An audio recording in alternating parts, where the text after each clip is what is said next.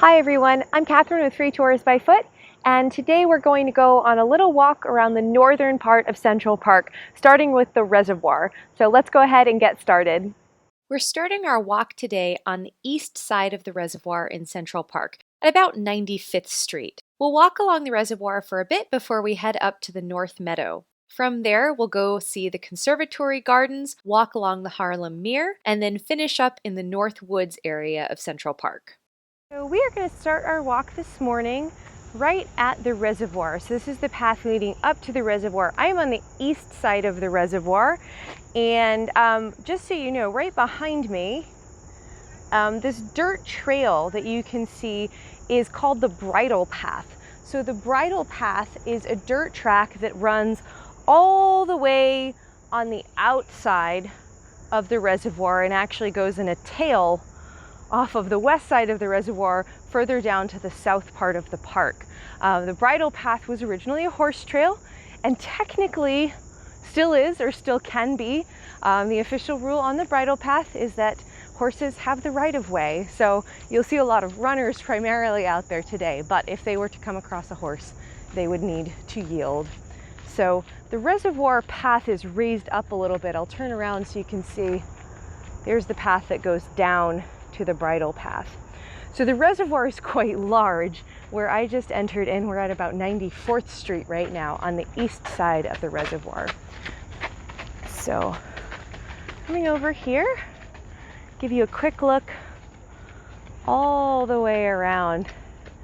So the great part, and the reason I wanted to start a little further north up the reservoir, is because you do start to get some really spectacular skyline views of Midtown Manhattan. It's a little cloudy today, but it's still clear enough that you can get a really nice view there. We'll give you a quick pan all the way around. So that's Central Park West over there that you're seeing. We'll start walking a little bit. Central Park West, the building right there with the two towers on the apartment is called the El Dorado. There's one further down that looks very, very similar, and that one's called the San Remo. We're too far away to be able to see the famous Dakota building, which is also on Central Park West. That one is actually quite short compared to some of these others on Central Park West and is further down at 72nd Street, so we're not able to see that from here. So this path that we're on right here, the reservoir path, is 1.6 miles around. And as you can see, everybody is all going in the same direction, and that is because this is only a one direction path. It's not particularly wide, so in order to keep things moving in a kind of semi-organized manner, they do tell everybody to all run in one direction. And then you can have runners and walkers all moving at the same time.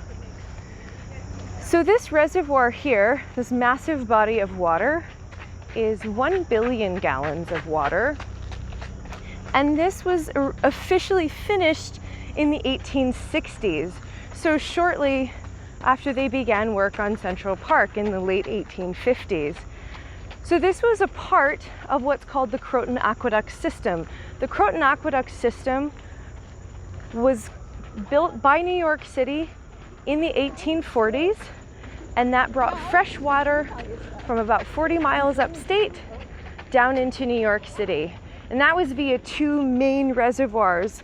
There was one called the Receiving Reservoir, which is a little bit south of where I am now, right where the Great Lawn is in modern day Central Park.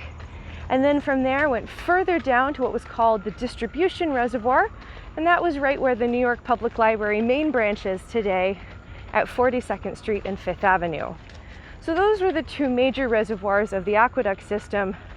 And this was really meant to be supplemental when they built this. 1 billion gallons is quite a supplement. So the one benefit, though, to this not being built until Central Park was already being built is they had a little bit more freedom in what this reservoir looked like. The other two reservoirs for the Croton Aqueduct System were big, square, rectangular pools. It was actually something the designer of Central Park, Frederick Law Olmsted, didn't like very much because he had this vision in his mind that everything in Central Park was going to look very natural, and there were going to be lots of big open spaces and curved lines. And the original reservoir down there where the Great Lawn is today really didn't fit that idea. He felt that he really had to disguise it with heavy shrubbery and trails. And in this case, even though this was functional, as you can see as we're walking around, he really got to design it, and he got his wishes at least with the design, because this does have lovely curved irregular edges, and it does look quite a bit more natural, more like the other bodies of water in Central Park, like the pond or the lake.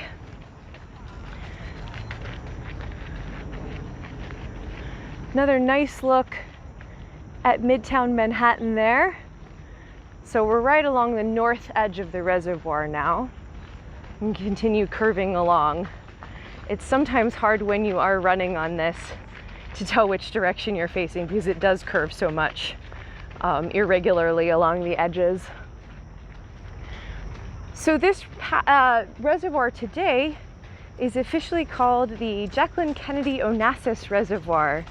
Jackie Kennedy Onasis, the widow of President John F. Kennedy, lived very nearby to this reservoir on the Upper East Side. So there's the Upper East Side right there. And when she lived here on the Upper East Side, this path here was a favorite place of hers to go running, much like, as you can tell, a lot of other New Yorkers. So in 1994, this was officially renamed in honor of Jackie Kennedy Onasis. Not just because she loved to run here, but she really made an enormous amount of contributions to the city of New York. One of the other things I wanted to point out before we head away from the reservoir is this fence here. So we have this beautiful wrought iron Victorian style fence. This is actually relatively new. This was put in 2003. Up until then, this was a relatively unsightly chain link fence. But fortunately, they found some renderings and some photographs of what was here when the park first opened up, and it was something that looked quite a bit more like this. And so now we have this, which looks much like nicer than chain link. So one last look at the reservoir here.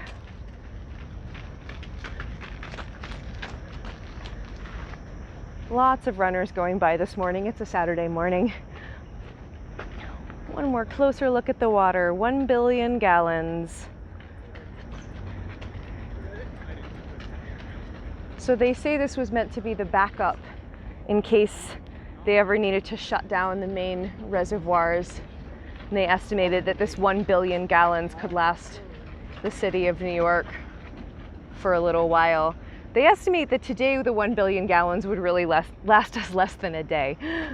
So fortunately, this is no longer used. This was decommissioned officially as a reservoir in the 1990s.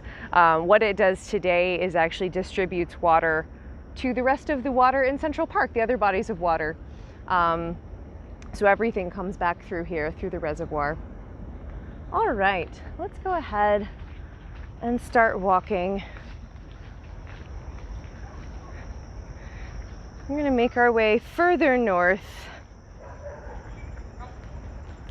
I'm excited to be doing this today because I think a lot of visitors to Central Park really miss out on the north part of Central Park, which is completely understandable. A lot of the tourist highlights that people have heard of and definitely want to see are further south in the park.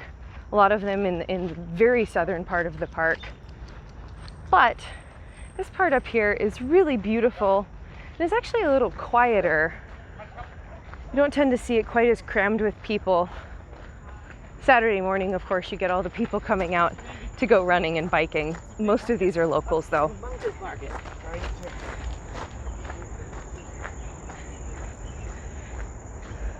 One of the reasons this is so popular for running at the reservoir path and on the bridle path as well, it's a dirt track, which is great for running. If you are a runner and you're visiting New York City, I would say a run along the reservoir is absolutely not to be missed. It is one of my favorite places to run. But the other reason people really, really enjoy running there is it is pretty flat. And that is certainly not the case running most of Central Park. Central Park is actually very, very hilly. Definitely catches people by surprise, whether they're just here as a recreational runner on vacation or if they are doing the New York City Marathon, which finishes in Central Park. The last few miles are run in the park and is a nasty surprise at the end of a marathon to run into unexpected hills. So we're heading into an area now that people call the North Meadow recreation area. So I'm going to take a quick look over here and I'll show you where we are on this map, just so you get an idea. Central Park is very, very large, 843 acres. So here we are. We are right here. So we just walked along this edge of the reservoir. Now we're right here. This area that you see here is called the North Meadow, and we'll be heading up north from there. The North Meadow, while maybe not the most beautiful part of Central Park, very, very important part of Central Park. This is where a lot of our sports facilities are for people playing organized sports. So something that you'll actually see if you are in large grassy areas in the southern part of the park, you'll actually see signs saying that you can't play any organized sports on those lawns. And that is true, that is a park rule. If you were even just a casual pickup game, if you were to want to kick a ball around with people, if it started to look like organized teams in an official game, they would ask you to stop. So if you want to play organized sports, if you want to play soccer, if you want to play baseball, softball, we do have actual official fields for that up here. So you can see some of the baseball diamonds over here. There's a field house just behind that hill over there called the North Meadow Rec Center. There are basketball courts there. There are locker rooms, showers, all kinds of things. So this area is used pretty widely by locals. So people that live around Central Park and play on sports teams would come and use this quite a bit.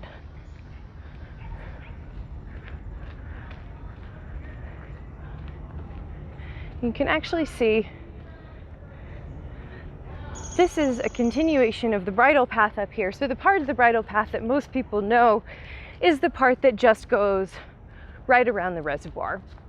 And that is probably the most widely used part. But the bridle path is actually quite a bit larger than the reservoir. There is a larger loop that continues, and that's where we are now, and goes all the way up to 102nd Street and cuts across at 102nd Street. And you could actually follow that tail off of the bridle path from the west side of the reservoir all the way down to Tavern on the Green. So much further down in Central Park. So I believe if you do the entire bridle path, the full large loop plus the little tail, it's actually over 4 miles. So quite a bit longer than just doing the reservoir. So right over here to the right, that is Park Drive. So that's where you'll see more people on bikes. Actually, you are not allowed to have a bike on these smaller paths over here. You are allowed to bring your bike and walk your bike, but you are not allowed to ride a bike over here. That has to stay on the main Park Drive here.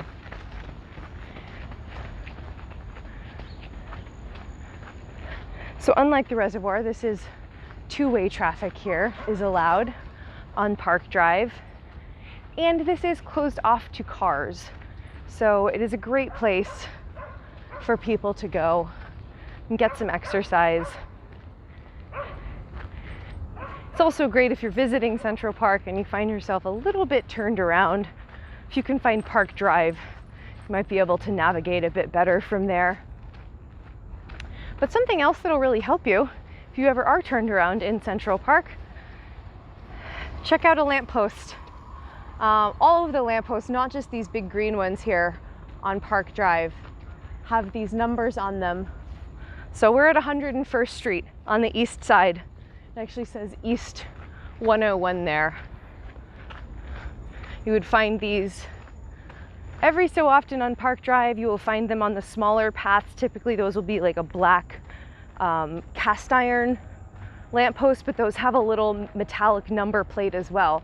So there's always a way to help yourself out if you get a little bit turned around.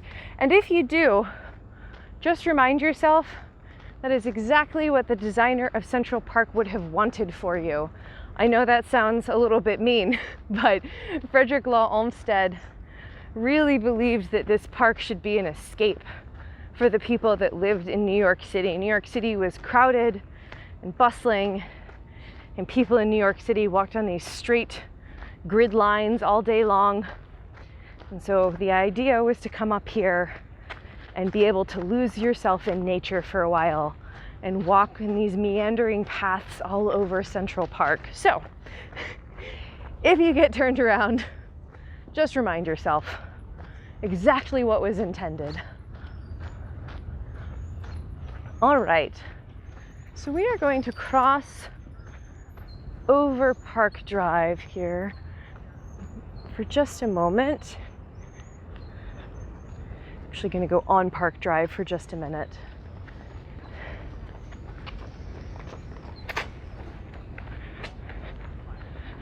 So though most of the people you will see on Park Drive are running on this part, you can actually see here, this is separated out. This is the pedestrian side of the street. The other side is for cyclists. And you will need to really watch out. People actually go quite quickly here.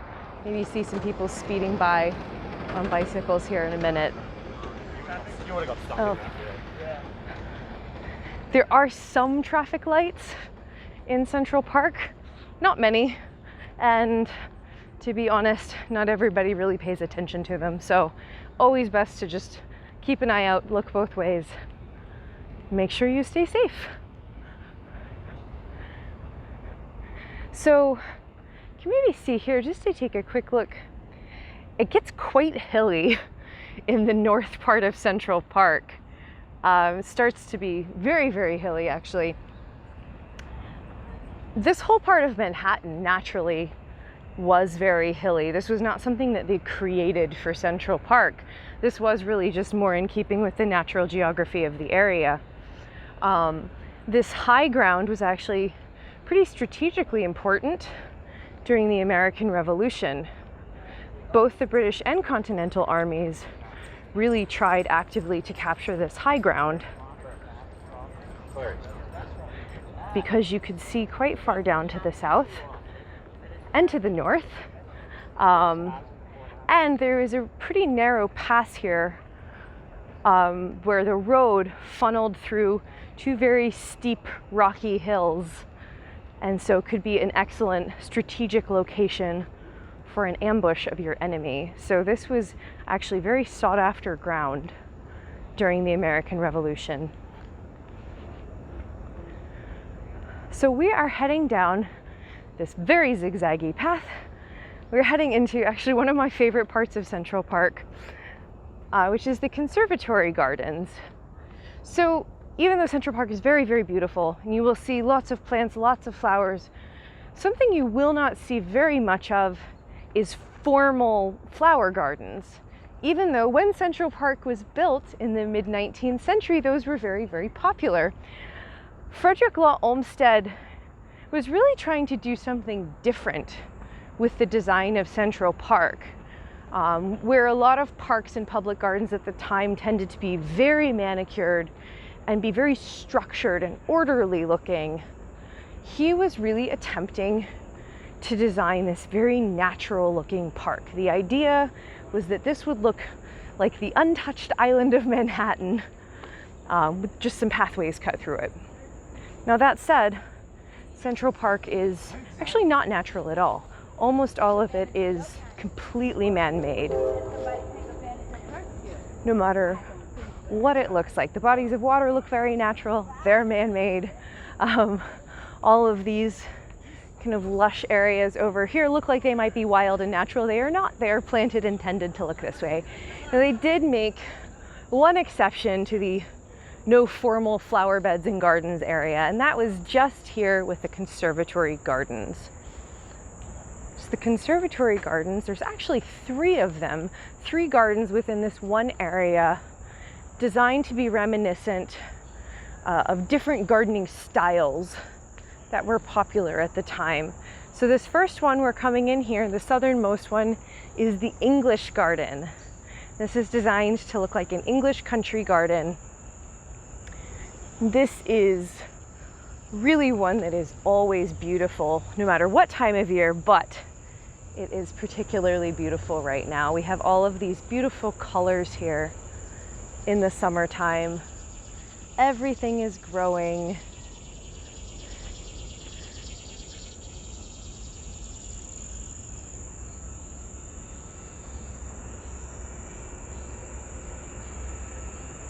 Very popular spot to just come and sit and relax if you want a little peace and quiet.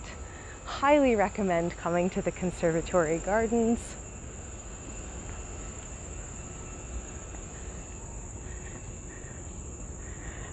And actually right in here, this statue is, I'll come show you the plaque right over here. This is the Frances Hodgson Burnett Memorial Statue. In case that name doesn't sound familiar to you, she was the author of the beloved children's classic, The Secret Garden. This is a memorial to her in the English country garden here in Central Park. And actually the 2 children depicted in that statue are meant to be Mary Lennox and Dickon from The Secret Garden.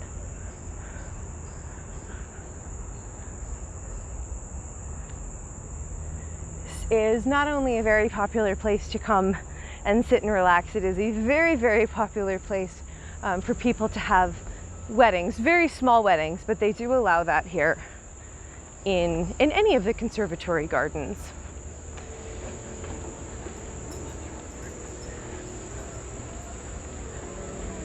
So continuing along, also just a quick tip, there are public restrooms here, right tucked inside the Conservatory Gardens. And unlike a lot of the public restrooms in Central Park during peak tourism season, these are normally pretty empty, so you may not have to wait in line.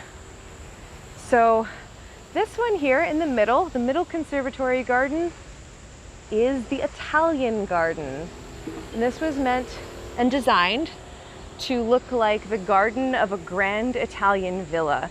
So this one has stairs going up. I do want to take you up here because I feel like you need the view from the top, but also so you can see the way this was designed with these grand arbors and vines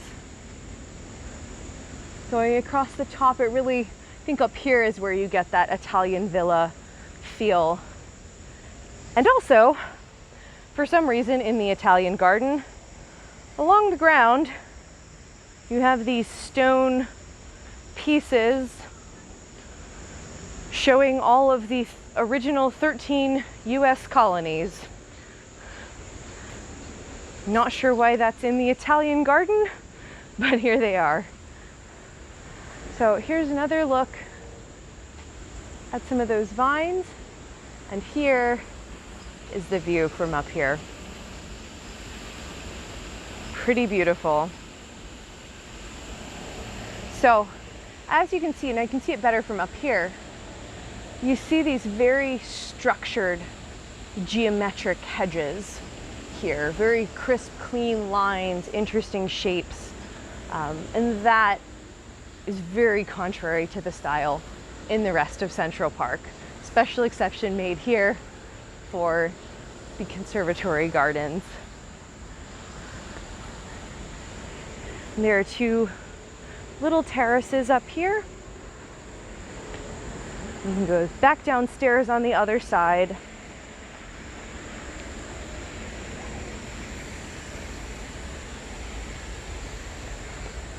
Okay. More public restrooms on this side, and these great little groves of trees, very quiet, separating the gardens. All right, heading into the third of the trio of Conservatory Gardens. This one coming up is the French Garden. So 3 completely different styles, even though they're all right close together. And again, this is really a part of the park. Unfortunately, I think a lot of people just don't make it this far north.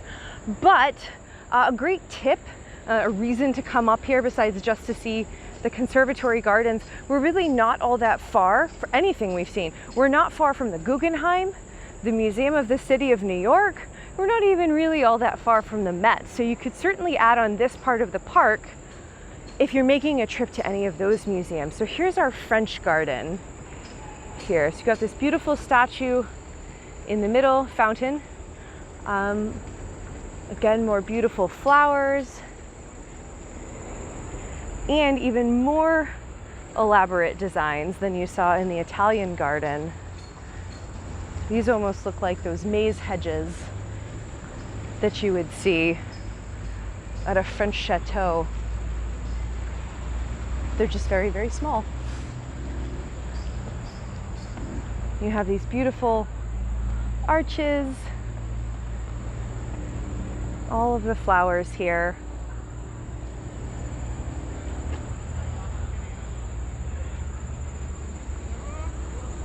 All right, one last look over here.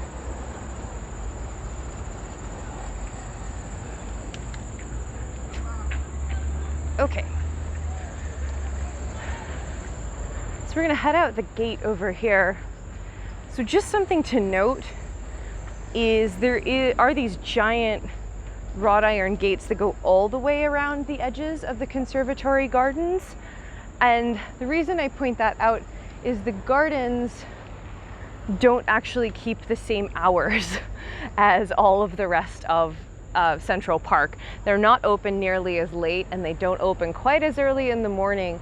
So you're going to want to check on the Central Park Conservancy's website whenever you're visiting, see what the hours for the Conservatory Garden are. So a quick look here. You're at the edge of the Harlem Meer, getting close to the very north end of the park. We're going to take a little walk here, just along the bottom of the Meer, and then we will head over to our last piece, which is the North Woods. All right.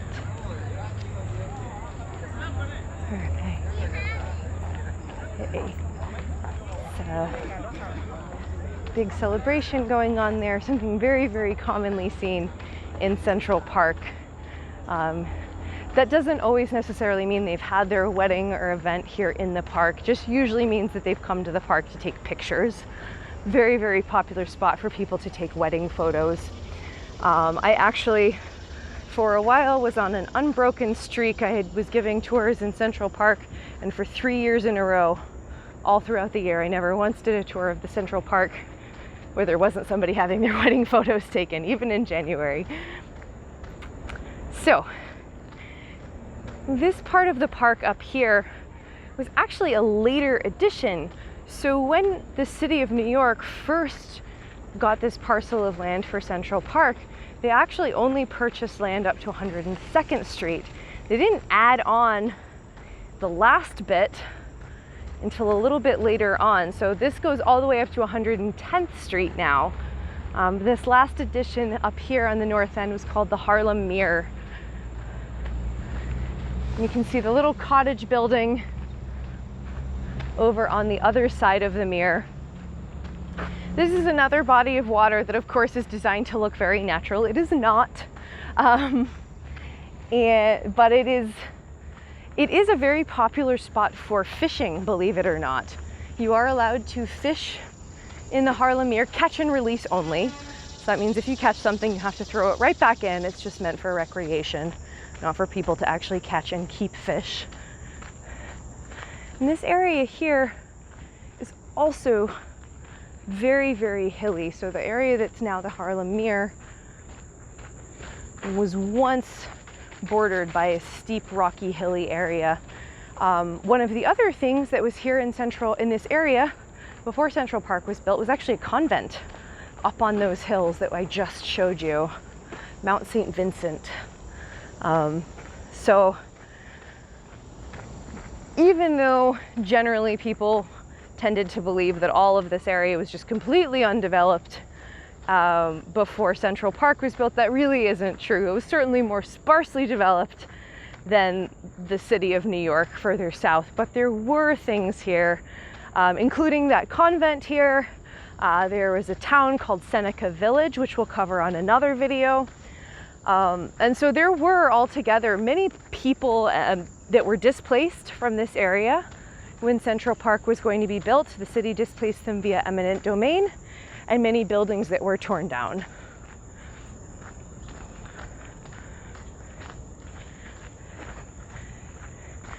So we're still walking along the Harlem Meer. The Harlem Meer has this wonderful little path that goes all along the edges. You have all of these very dense plantings along the side. But it is a beautiful part of the park. So that building over there is a nature center. It's used for education and for programs, primarily for children. One of my personal favorite events that happens here on the Harlem Meer is the Jack-o'-lantern flotilla. So this happens around Halloween every year. If you happen to be in the city around Halloween, highly recommend making your way up here. They float lit, elaborately carved jack-o'-lanterns right here on the Harlem Meer, just as it's getting dark. And it is really, really beautiful. Very cool thing. Very popular with locals who bring their children to do this every single year.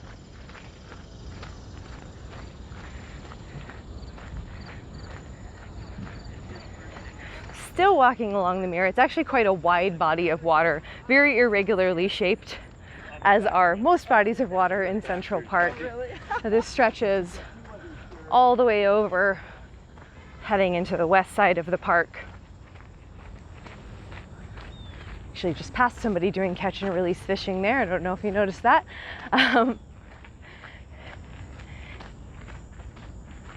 You can see some fencing and some barricades up over there.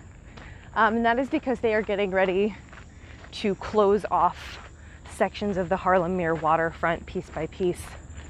And that's for just routine maintenance. One of the realities of a park this large and used by this many people is that there's really almost always a small section of it that is going to be closed for renovation. And they just try to keep it one small piece at a time so that the majority of the park is opened up to the public, but they can get the maintenance done that they need to. This beautiful weeping willow tree right here.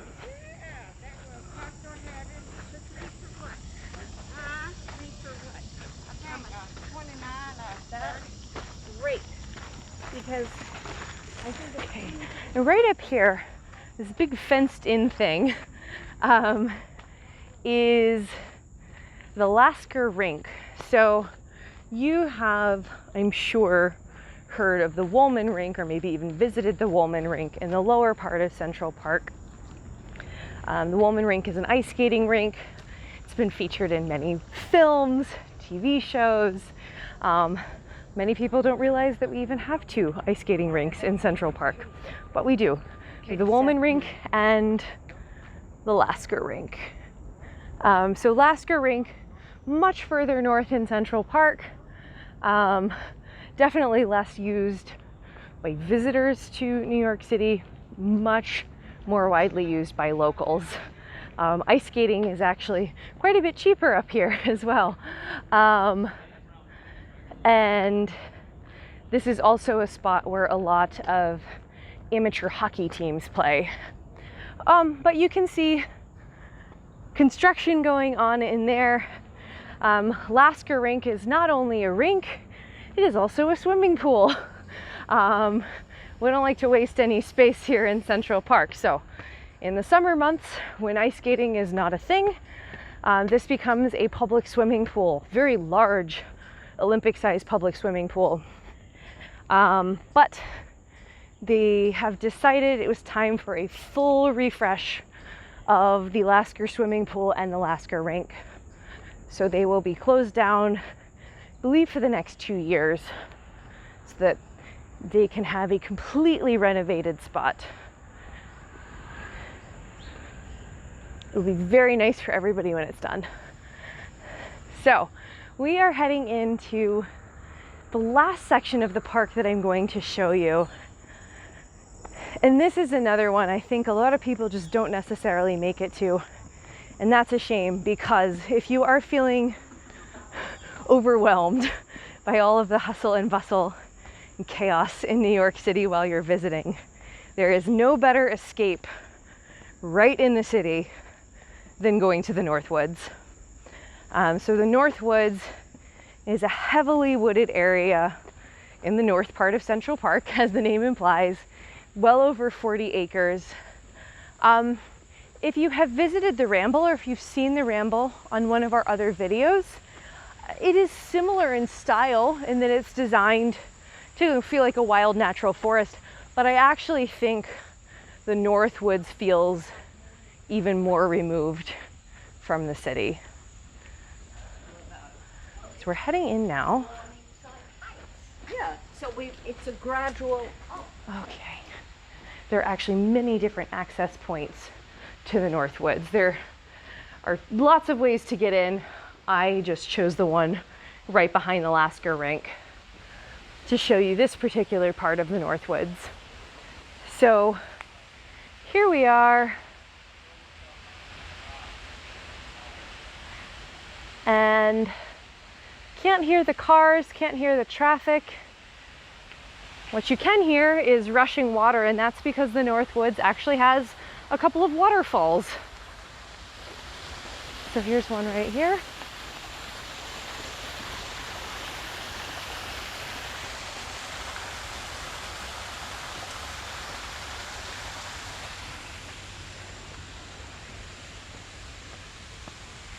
We'll take a little walk, a little bit further in. Like I said, this is over 40 acres. We're not going to do the entire North Woods, but I want to show you just enough so you get a sense of it.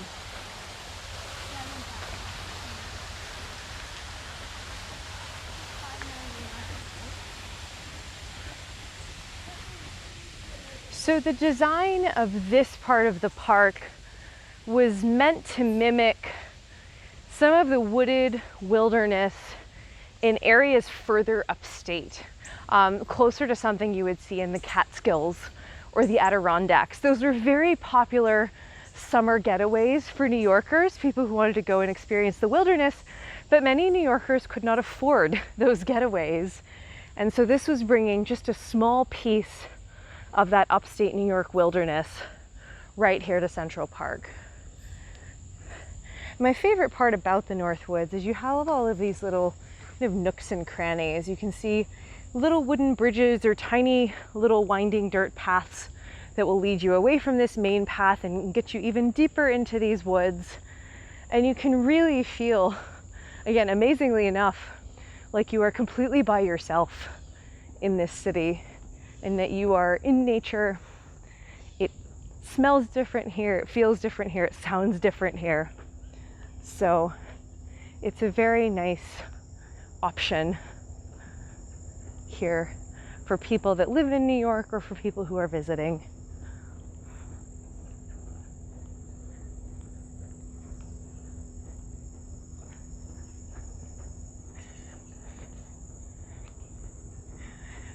Much like the Ramble, this is also a very popular spot for bird watching. People are always so surprised to hear about bird watching in Central Park. I think people truly believe there just can't be any nature in this place. But this is, much like the Ramble, like I said, a very popular spot for bird watching. In peak migration seasons, you can see over 200 varieties of birds here. And so you will often see people here in the North Woods, especially early in the morning, coming out here with binoculars and notebooks and doing some bird watching. Another one of these little paths winding over to the water.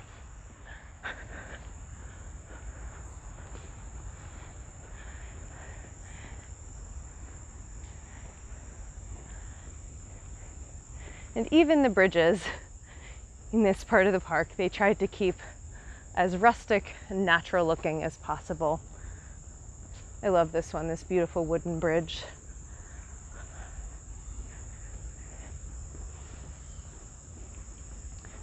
All right.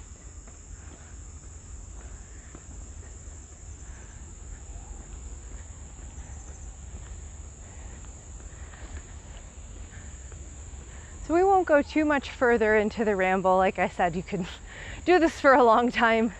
It's a relatively large area and it twists and winds and dips with pathways all through it. So to see the rest of it, you'll have to come back and visit. We'll take one more look just up ahead.